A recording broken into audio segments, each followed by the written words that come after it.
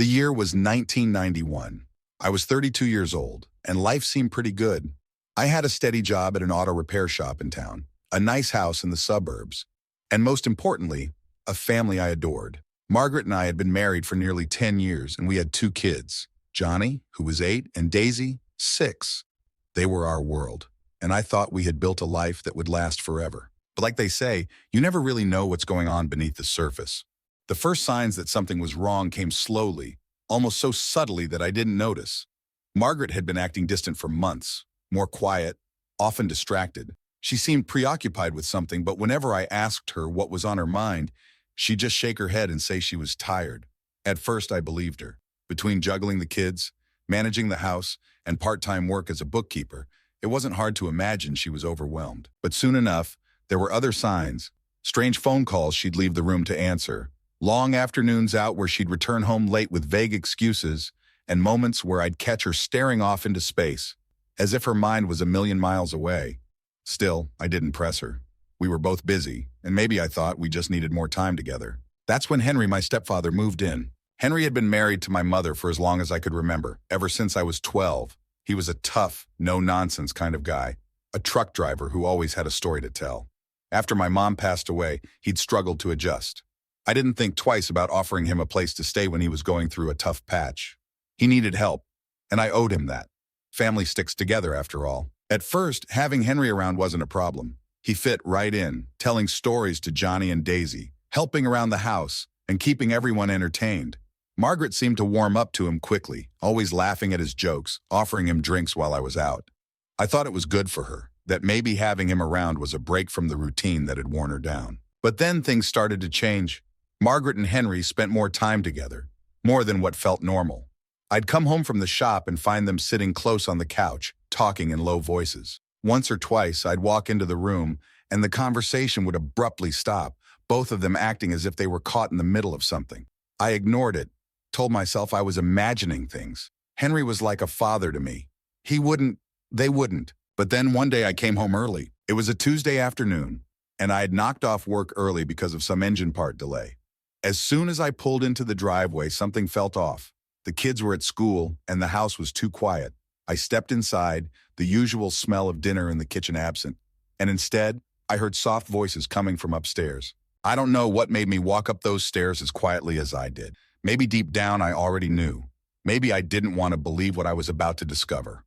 But when I reached the top of the stairs and stood outside our bedroom door, my heart stopped. Through the narrow gap in the door, I saw them, Margaret and Henry, tangled up in each other, lost in a way that left no room for misinterpretation. My stepfather, my wife, the two people I trusted most in the world. I backed away, my vision swimming, my heart pounded, my mind spinning.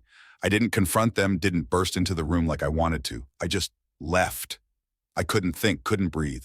All I could do was get out of there. I don't remember how long I wandered after that. The streets blurred together as I walked aimlessly through town, trying to piece together the impossible. How could this be happening? My own stepfather? My wife? How long had they been sneaking behind my back, tearing apart the family we had built? By the time I returned home that night, I was numb. I barely noticed that Henry's things were gone from the living room. He had left. That much was obvious. But Margaret, she was still there, sitting at the kitchen table, her face pale and tear-streaked. "I sent him away," she said quietly, her voice shaky. "He's gone." Her words hit me like a dull knife. Too little, too late.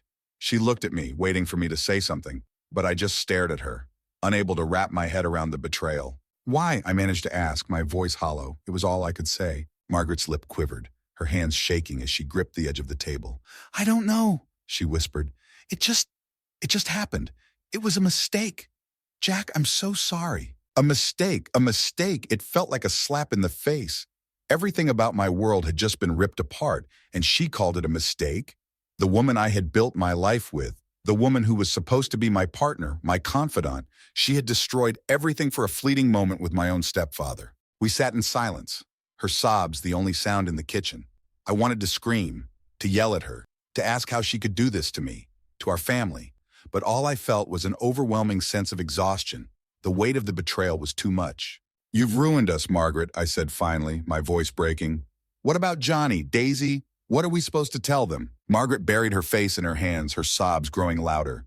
"Please, Jack, don't give up on us," she cried. We can work through this. I'll make it right. I swear, I'll make it right. I stared at her, the pain and anger welling up inside me, but there was no fixing this. I couldn't see how I could ever trust her again. She hadn't just betrayed me. She had betrayed everything we had built together. And for what? For him? No, I said firmly, standing up. I want a divorce. Margaret looked up at me, her eyes wide with panic. No, Jack, please think of the kids. Think of what this will do to them. I am thinking of them, I replied coldly.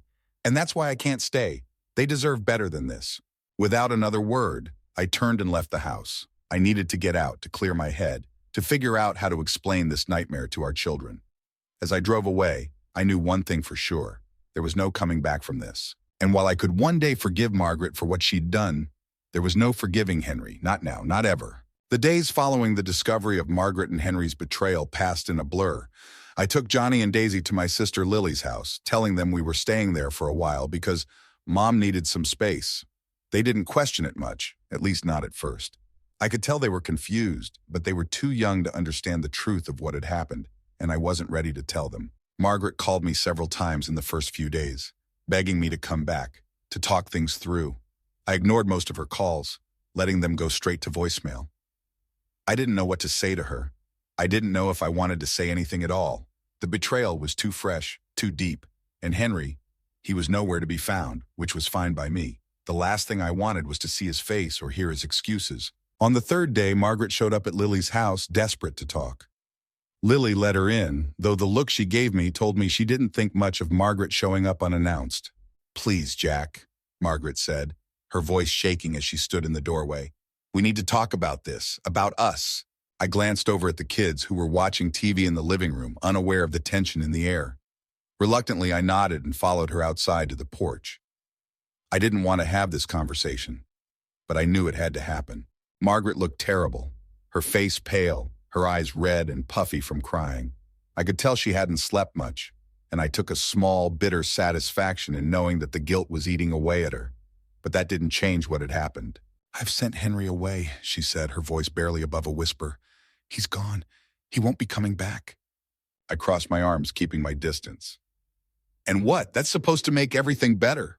She shook her head quickly, tears brimming in her eyes. No, Jack, I know it doesn't fix anything, but I love you. I love our family. I made a horrible mistake, and I'll do anything to make it right. Please, give me a chance. I looked at her, trying to see the woman I had fallen in love with all those years ago, but all I could see now was someone who had betrayed me in the worst possible way. I wanted to believe her, to think that maybe we could fix things for the sake of the kids, but the truth was, every time I looked at her, all I saw was Henry. How long? I asked suddenly, the question I had been avoiding since that night. Margaret's face crumpled and she lowered her head. A few months, she whispered. I swallowed hard, the final piece of the betrayal clicking into place. They hadn't just made a mistake. They had been lying to me for months, carrying on behind my back while I worked long hours to provide for our family. I want a divorce, Margaret, I said, my voice steady. I don't hate you, but I can't stay with you. Not after this. Her sobs broke the quiet of the early evening. Please, Jack, don't give up on us. Don't throw away everything we've built. I shook my head. You threw it away. I turned and walked back inside, leaving her standing there on the porch, her sobs echoing in the distance. The path forward was clear, and I knew what I had to do, for my sake, and for the sake of our children. And as for Henry, he had disappeared from my life, and I intended to keep it that way. After that conversation on the porch, things moved fast. I filed for divorce the following week, and Margaret, though devastated, didn't fight it. There wasn't much to fight for at that point. The damage was too deep. I took the kids to Lily's for what was supposed to be a temporary stay, but it became clear quickly that I couldn't stay in the house anymore. The memories were too fresh, too raw, and every corner of that home reminded me of what had been broken. We arranged for Margaret to keep the house. It was best for Johnny and Daisy to have some sense of stability. I didn't want to rip them away from the only home they had known. I didn't want them to pay for the mistakes of the adults around them. As much as I hurt, I didn't want them to lose both their parents. So I made the hard decision to let Margaret have the house, and I rented an apartment nearby so I could see the kids as often as possible. The hardest part was explaining it to them. How do you tell your kids that everything they know is about to change? That their mother and father are no longer going to be together? Johnny was old enough to sense something was wrong, and Daisy, though younger, knew something was different. One evening, after much hesitation, I sat them both down in my sister's living room. My hands were shaking, my heart pounding as I searched for the right words. "Dad," Johnny asked, looking up at me with those big, curious eyes. "Is everything okay?" I took a deep breath, running my hand through my hair, trying to steady my voice. "Johnny, Daisy," I began softly. "Your mom and I, we love you very much, but things between us have changed. We're not going to be living together anymore." Johnny's face scrunched up in confusion. "What do you mean? Are we moving?" I shook my head. "No, you're going to stay in the house with your mom. I'll have a place nearby and you'll come stay with me sometimes. But things between your mom and me, they're different now. We won't be together like we used to be." Daisy, too young to grasp the full meaning, looked up at me with her innocent eyes and asked, "But why, Daddy?" The weight of that question nearly crushed me. How could I explain the reasons to a 6-year-old without completely breaking her heart, without shattering their image of the mother they adored? I couldn't tell them the truth, at least not yet. They weren't ready to hear it. "Sometimes," I said slowly, choosing my words carefully, "grown-ups go through things that are hard to understand. Your mom and I, we made mistakes, but none of this is your fault. You'll always have both of us in your lives, no matter what." Johnny's eyes filled with tears, his little hands clenched into fists. "But I want you to stay. I don't want things to change." My heart broke right there in front of him, and I had to swallow back my own tears. "I know, buddy, I know. I wish things were different, but sometimes we have to do what's best for everyone, even if it's hard." I pulled both of them into a hug, holding them close, feeling the warmth of their little bodies against me. This was the part that hurt the most, not losing Margaret, but seeing the pain in my children's eyes. They were too young to fully understand what had happened, but they knew enough to feel the loss. The next few weeks were a blur of legal proceedings, custody arrangements, and trying to adjust to the new normal. Margaret and I didn't talk much unless it was about the kids. It was easier that way. Every time I saw her, I was reminded of what she had done, what Henry had done. I couldn't look at her without feeling that deep sense of betrayal clawing at me. And as for Henry, he had vanished. No calls, no attempts to reach out. It was as if he had disappeared from my life completely. At first, I thought it was for the best. I didn't want to see him, didn't want to hear his voice or listen to any explanations he might have had. But as the weeks went on, the anger inside me grew. He was my stepfather. He had been a part of my life for 2 decades, and yet he had thrown it all away for some secret fling with my wife. He had betrayed not only me, but the entire family. I found myself lying awake at night, replaying everything in my mind. How long had it been going on? Had they been laughing behind my back, thinking I'd never find out? I couldn't shake the rage, the hurt, the shame of it all. But no matter how many nights I spent tossing and turning, the one thing I couldn't seem to do was forgive him. Forgiving Margaret was hard enough, but I had to. She was the mother of my children, and for their sake, I had to make peace with it, at least enough to co-parent without the bitterness spilling over onto them. But Henry? I didn't owe him anything. He was gone from my life, and I intended to keep it that way. Months passed, and the divorce was finalized. I split my time between my apartment and the house, picking up the kids every other weekend. Margaret and I remained civil, and for the most part, life settled into an uneasy routine. But every time I looked at Johnny and Daisy, every time I thought about what they would one day learn, the anger flared up all over again.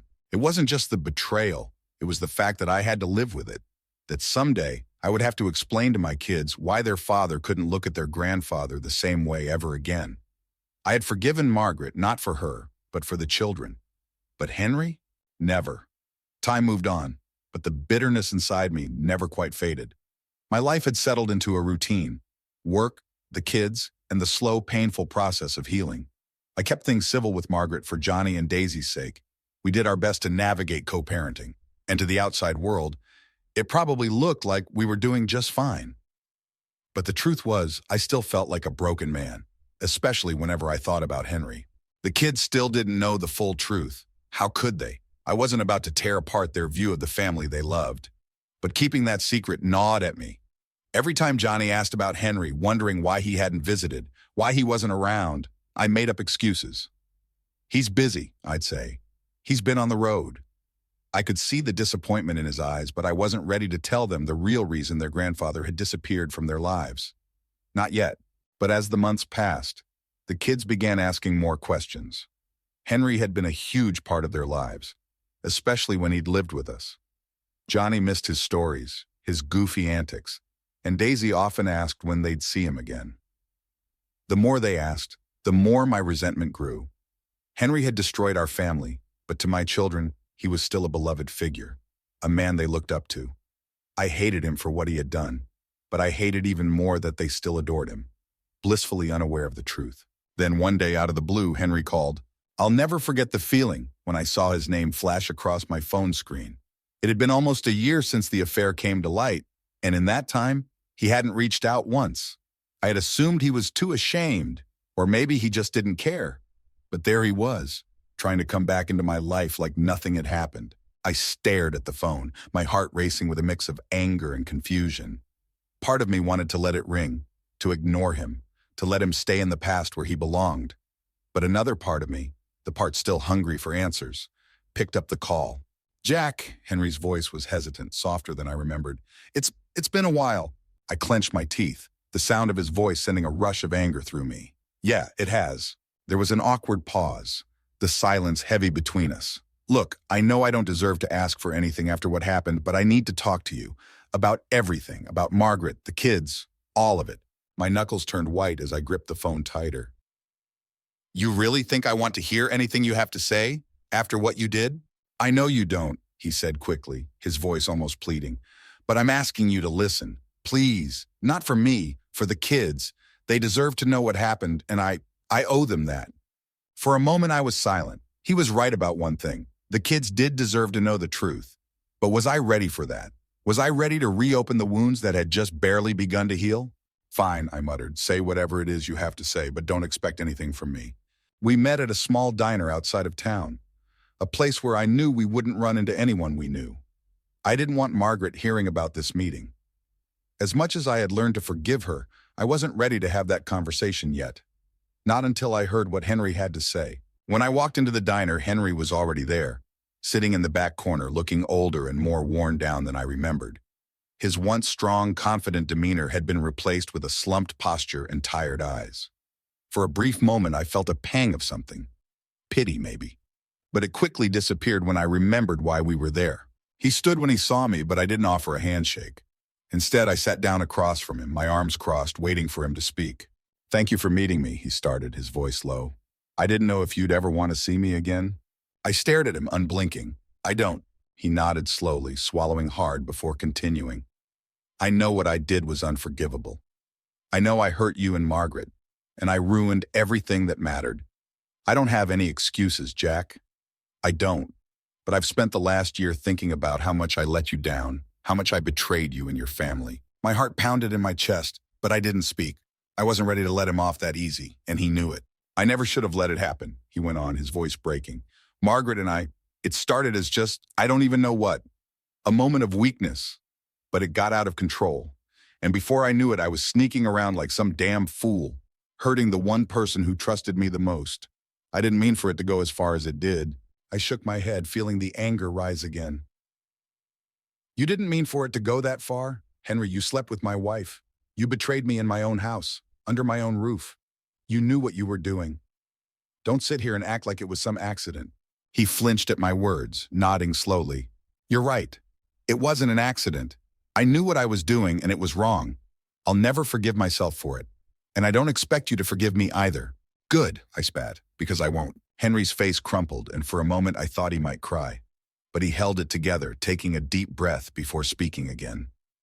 I know you're angry. You have every right to be. But the kids, they miss me, Jack. They keep asking Margaret about me.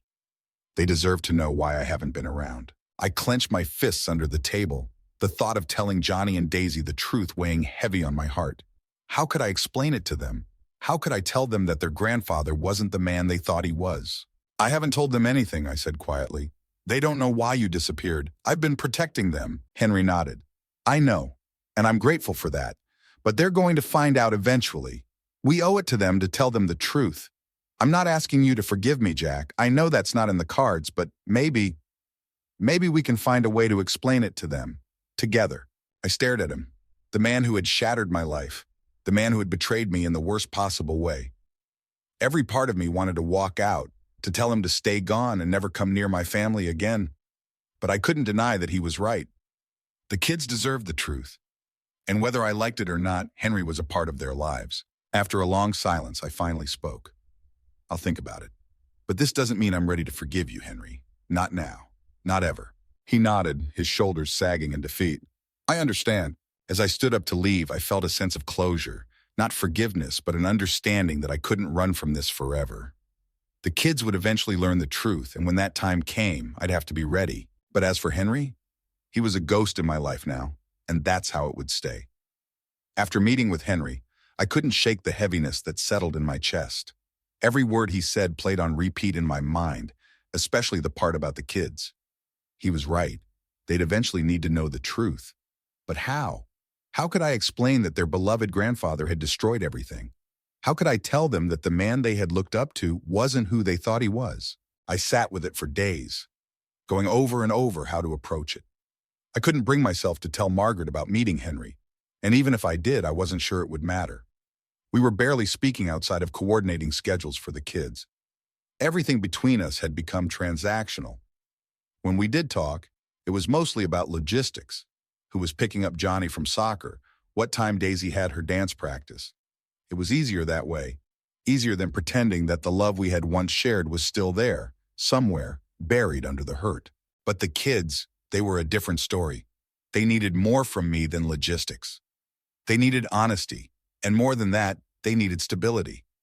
I had been trying my best to give them that since the divorce. But this was a whole new level of difficult. How could I preserve their love for their grandfather without shattering their innocence? A week after my meeting with Henry, I decided it was time. I couldn't put it off any longer. Johnny and Daisy were bound to find out eventually, and I wanted it to come from me, not through whispers or by accident. The truth had to come out in a way that didn't completely destroy their image of the man they thought they knew. So on a Saturday afternoon, after taking them to the park, I brought Johnny and Daisy back to my apartment and sat them down in the living room. They could sense that something serious was coming. The look on Johnny's face told me that he was already trying to piece together what was going on. "Dad, what's this about?" he asked, his brow furrowed in concern. Daisy sat beside him, her legs tucked underneath her, twirling a strand of her hair between her fingers. I cleared my throat, trying to steady myself. "There's something I need to talk to you both about. It's about your grandfather, Henry." Johnny's eyes lit up. "Is he coming to visit?" Daisy perked up too. "Yeah, Daddy, when is Grandpa coming?" I winced. This was exactly what I was afraid of. They still missed him, still saw him as a fun-loving grandfather who had disappeared without explanation. I took a deep breath, feeling the weight of what I was about to say. "No, he's not coming," I said softly. "And there's a reason for that. I've been putting this off for a while. But I think it's time you both knew the truth about why Grandpa Henry isn't around anymore." Johnny's face fell, confusion clouding his eyes. "What do you mean?" I paused, choosing my words carefully. "You remember how, after your mom and I got divorced, things changed a lot? You started spending time between two houses and things weren't the same anymore." They both nodded, still unsure where I was going with this. "Well," I continued, "there's more to it than just your mom and me not getting along. It's hard to explain, but Henry made some choices that hurt our family. He did something that caused a lot of pain." Daisy blinked up at me, her voice small. "What did Grandpa do?" I could feel the lump in my throat growing, and I forced myself to keep going. "Grandpa Henry and your mom, they made a mistake. They were spending time together in a way that they shouldn't have. It was wrong, and it's part of the reason why your mom and I aren't together anymore." I watched their faces closely, trying to gauge their reactions. Johnny looked stunned, his brow furrowing even deeper. Daisy's eyes were wide with confusion, her young mind struggling to grasp what I was saying. "You mean," Johnny started slowly, "Grandpa Henry, he and Mom?" I nodded. "Yes, it's complicated, Johnny, but the truth is they made choices that hurt me, and they hurt our family." Daisy looked up at me, her lower lip quivering. "Does that mean Grandpa's bad?" My heart broke a little as I saw the innocence in her question. "No, sweetheart, Grandpa's not a bad person, but he made a very bad decision. Sometimes people we love make mistakes, and it can be really hard to understand. But that's why he hasn't been around." Johnny was silent for a long time, staring at the floor. I could see the gears turning in his head, the pieces of his world slowly falling into place. Finally, he looked up at me, his eyes filled with anger. "Why didn't you tell us sooner?" he asked, his voice tight. "You let us think he was just busy or that he didn't want to see us." I sighed. I didn't know how to tell you. I didn't want you to think that what happened was your fault. It's not your fault. None of this is. And I didn't want to take away the good memories you have of Grandpa. Johnny stood up suddenly, his fists clenched at his sides. But now he's gone, and we didn't even get to say goodbye. You didn't even give us a chance to understand why he wasn't coming back. Daisy's lip quivered, and she leaned into Johnny, tears welling up in her eyes. I don't want Grandpa to be gone, she whispered. I wanted to pull them both into a hug to somehow make it all better, but there was no way to fix this. The truth was out, and now they had to process it on their own terms. I'm sorry, I said, my voice low. I know I should have told you sooner. I was trying to protect you, but maybe I didn't handle it the right way. Johnny glared at me, tears brimming in his eyes. I hate him for what he did to you, but I miss him too. How am I supposed to feel, Dad? He's our grandpa. I didn't have an answer for that. The truth was, I didn't know how they were supposed to feel.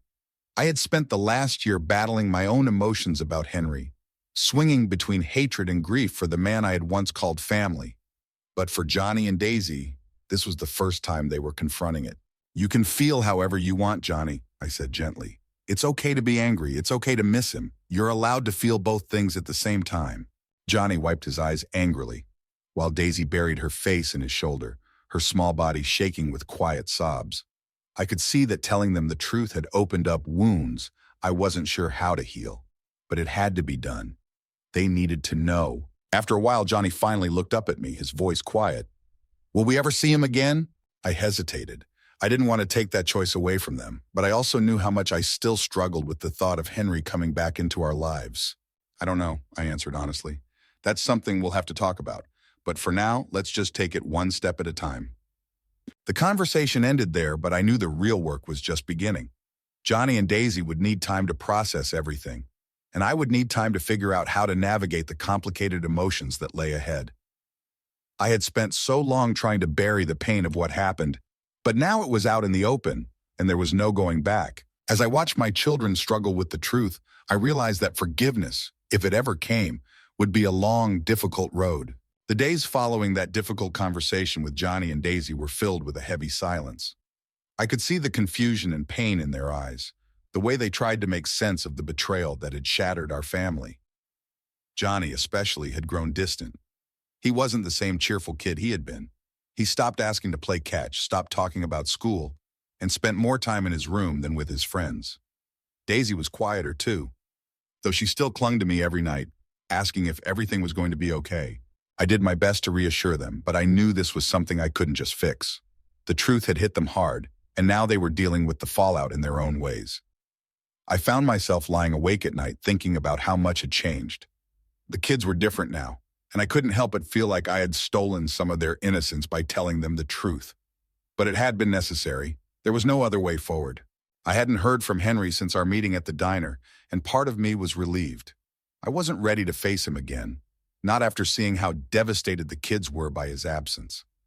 Margaret hadn't mentioned him either, and though our conversations were still brief and mostly focused on the children, I could tell she was carrying her own burden of guilt. We had made peace for the sake of Johnny and Daisy, but the cracks in our relationship were too deep to ever truly mend. One evening, about 2 weeks after I had told the kids the truth, I received a call from Margaret.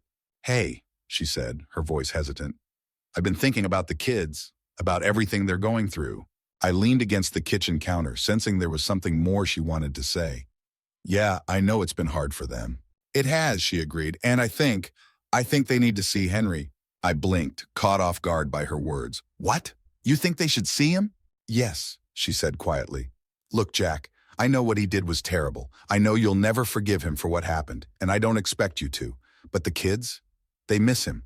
They've lost him without understanding the full picture, and I think seeing him, talking to him, it might help them heal. Anger flickered in my chest, but I swallowed it down. You think letting them see the man who destroyed our marriage is going to help them heal? I know it sounds crazy, Margaret said quickly, her voice tight, but they need closure. Right now, they're stuck between missing him and hating him, and that's not fair to them. They don't need to carry that burden forever. I gripped the phone tightly, my mind racing. The idea of Johnny and Daisy seeing Henry again made my stomach churn. But at the same time, I couldn't deny that Margaret had a point. The kids were struggling, especially Johnny. Maybe seeing Henry, Hearing whatever explanation he had to offer would give them some sense of closure. "Have you talked to him about this?" I asked after a long pause. Margaret hesitated. "No, I didn't want to reach out without talking to you first. I know it's a lot to ask, Jack, but I think it might be the right thing to do." I rubbed my temples, feeling the weight of the decision settling over me. I didn't want Henry back in their lives, not after what he had done. But I also couldn't let my own anger keep my kids from finding some kind of peace. Maybe seeing him, facing him, would help them make sense of the chaos that had upended their lives. "Fine," I said finally, "but if we do this, it's on my terms. I'll reach out to him and we'll meet in a neutral place. I don't want him near the house." Margaret agreed quickly, relieved that I was willing to consider it. "Thank you, Jack. I know this isn't easy for you." "It's not about me," I muttered, ending the call. But as I set the phone down, I couldn't shake the uneasy feeling that this was going to open up old wounds. Not just for Johnny and Daisy, but for me as well. The next day I called Henry. My hand hovered over the phone for a long time before I finally dialed his number, bracing myself for whatever came next. "Jack?" Henry's voice was surprised when he answered, though there was a cautious edge to it.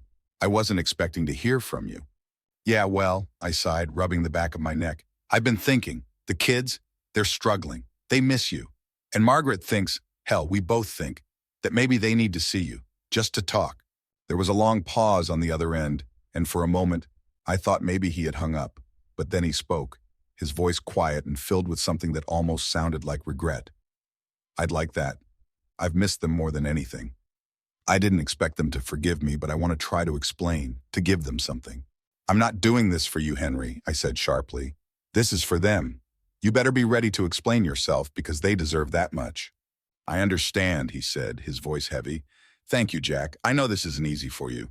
It wasn't easy, but it wasn't about me. The kids needed this, and maybe, just maybe, it would help them heal in a way that nothing else had so far. We arranged to meet at a park near the edge of town, a neutral place where the kids could talk to him without the weight of home hanging over them. I dreaded the day it came, my stomach in knots as I prepared myself for what was sure to be an emotional reunion. When the day finally arrived, Johnny and Daisy were both anxious, their excitement and nerves tangled together in a way I could see, even though they tried to hide it. I loaded them into the car, keeping the conversation light on the way to the park, but I could feel the tension building with every passing mile. When we arrived, Henry was already there, sitting on a bench near the playground. He looked older, more tired, as if the past year had aged him more than the rest of his life combined. He stood when he saw us, and I saw the emotion flash across his face when he spotted Johnny and Daisy. They hesitated, unsure of what to do, and I gave them both a reassuring nod. "Go ahead," I said quietly. "Talk to him." They walked toward Henry, slowly at first, and then faster as they closed the distance. Daisy reached him first, her small arms wrapping around his waist, and Johnny followed, though he kept his arms crossed, clearly conflicted. I stood back, watching as Henry knelt down to their level, his voice soft as he spoke to them, explaining things I couldn't hear. Johnny's face shifted from anger to confusion, and Daisy held onto him tightly, as if afraid he might disappear again. It was a bittersweet sight, seeing the man who had betrayed me so deeply now pouring his heart out to my children. Part of me hated him for it, but another part of me understood that this was something the kids needed. After what felt like hours, Johnny finally spoke, loud enough for me to hear. "I still don't understand why you did it, Grandpa," he said, his voice trembling, "but I miss you." Henry's face crumpled, and for the first time I saw real regret in his eyes. "I miss you too, Johnny. I'm sorry. I'll be sorry for the rest of my life." Daisy clung to him, whispering something I couldn't hear, and I felt a strange sense of relief wash over me. It wasn't forgiveness, not yet, but it was a step towards something. As I watched them, I realized that this meeting wasn't just for the kids, it was for me too. Maybe this was the closure I had been looking for. Not forgiveness, but a way to move forward. A way to let go of the anger and focus on what mattered most, my children. And maybe, just maybe, that was enough. Watching Johnny and Daisy with Henry felt like I was standing at the edge of a cliff, looking down at something I couldn't fully understand. It was a moment I had dreaded, one I wasn't sure I would survive emotionally.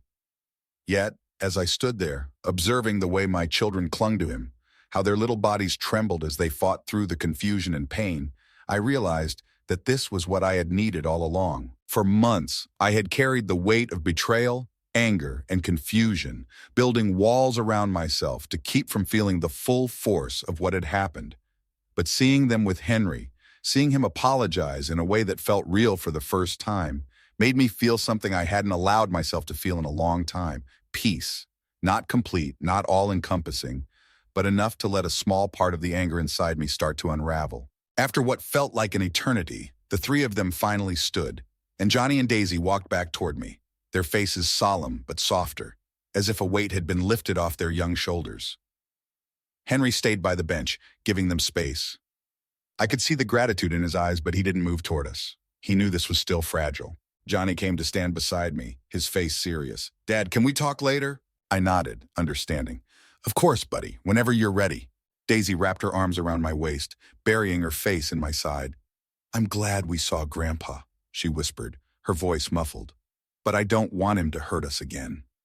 My heart ached as I knelt down to her level, brushing a strand of hair from her face. "He won't, sweetheart. You have a right to be careful. No one's going to hurt us again." She nodded, her eyes wide and uncertain, but I could see she had found some comfort in the meeting. Johnny, on the other hand, was still wrestling with it. I could tell he had more questions he'd need time to process. I gave Henry one last look, and he nodded in silent acknowledgement. This was the end of our conversation for now, but I knew there would be more to come. He had seen the kids, they had their closure, and that was what mattered most. Whether or not I could ever fully accept him back into our lives was a different story. We left the park soon after, the drive home quiet. Johnny stared out the window, deep in thought, while Daisy hummed softly beside him, lost in her own little world. When we got home, I made them dinner, the smell of macaroni and cheese filling the small apartment. It felt almost normal, as though we were returning to some semblance of peace. But I knew there were still conversations to be had. After we ate, Johnny came to me in the living room, his face serious. I could tell he had been stewing on everything that had happened. "Dad," he said quietly, "I still don't understand why Grandpa did it. Why would he hurt us like that?" I sighed, sitting down next to him, feeling the weight of his question. "I don't fully understand it either, Johnny. Sometimes people we love make choices that hurt us, even when they don't mean to. What Grandpa did, it was wrong. And it hurt me a lot. It hurt our family. But sometimes, even when people make terrible mistakes, they still love us." Johnny frowned, his eyes searching mine. "But does that mean we have to forgive him? Because I don't know if I can." I rested my hand on his shoulder, giving him a gentle squeeze. "You don't have to forgive him right away. Or ever, if that's how you feel. Forgiveness is complicated, and it's something that comes with time. But what's important is that you understand that it wasn't your fault. None of this was your fault." He nodded slowly, absorbing my words. I still miss him, even though I'm mad." "That's okay," I said. "It's okay to miss him and still be mad at him. You can feel both things at the same time, and it's okay to take your time to figure it all out." Johnny looked down at his hands, quiet for a moment. Then he glanced back up at me. "Do you think you'll ever forgive him?" That was the question I had been avoiding for a long time, and hearing it from my son made me realize I hadn't truly answered it for myself. Could I forgive Henry? Could I ever let go of the betrayal that had torn my family apart? "I don't know, Johnny," I said honestly. "I don't know if I'll ever fully forgive him. What he did it was unforgivable in a lot of ways. But I've realized that holding on to all that anger isn't good for me either. I don't know what the future holds, but right now, I'm just focused on you and Daisy, on making sure you both are okay." Johnny nodded, and I could see a small sense of relief wash over him. "Okay," he said softly. "I guess that makes sense." That night, after putting Johnny and Daisy to bed, I sat on the porch of my apartment, staring out into the quiet night. The conversation with Johnny had made me realize that forgiveness, for me, wasn't about Henry anymore. It wasn't about what he had done or how much damage it had caused. It was about moving forward, about finding peace for myself and for my kids. I didn't have to forgive Henry. I didn't have to let him back into my life, into our lives. But I could choose to let go of the anger. I could choose to focus on what mattered most, healing and building a future for my children that wasn't defined by the mistakes of the past. In the months that followed, Henry stayed at a distance. He didn't push to see the kids again, and I appreciated that. I wasn't ready to fully open that door, and I didn't know if I ever would be. Johnny and Daisy seemed more at ease after the meeting at the park, and while Johnny still wrestled with complicated emotions, he had come to understand that it was okay to feel conflicted. Margaret and I kept things civil. We weren't friends, But we had reached a place of mutual respect for the sake of the kids. I'd forgiven her enough to move forward, but I knew we would never be able to rebuild what had been broken. As for Henry, I couldn't say I had forgiven him, but I had found something else. A sense of peace in the knowledge that life would go on and that my children were safe, loved, and healing. Maybe that was enough.